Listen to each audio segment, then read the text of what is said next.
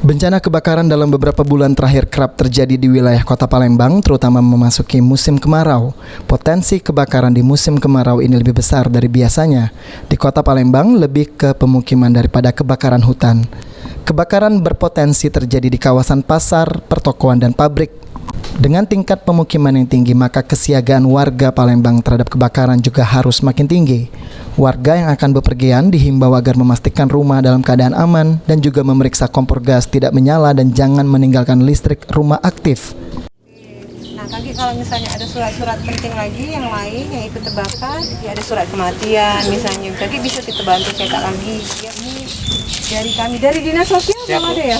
Kira besok kita sebutkan petugas. Apa yang dari? Ya, tolong disiapkan Pak Toto ya. Nah, itu meningkatkan kehati-hatiannya, kewaspadaannya pada saat meninggalkan rumah, karena di tahun 2021 ini saja mungkin lebih dari 10 rumah. Ya, hampir setiap minggu kita mendengar kabar dan berkunjung ke rumah-rumah warga yang mengalami musibah kebakaran. Sekali lagi tentu kita berdoa mudah-mudahan musibah kebakaran ini betul-betul terakhir tahun ini ya.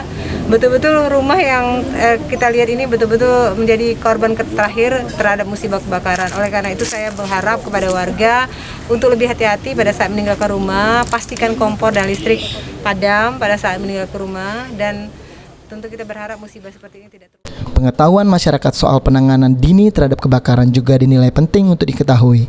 Hal tersebut akan berpengaruh pada merambat tidaknya kebakaran terhadap area lain. Aprianto, PAL TV.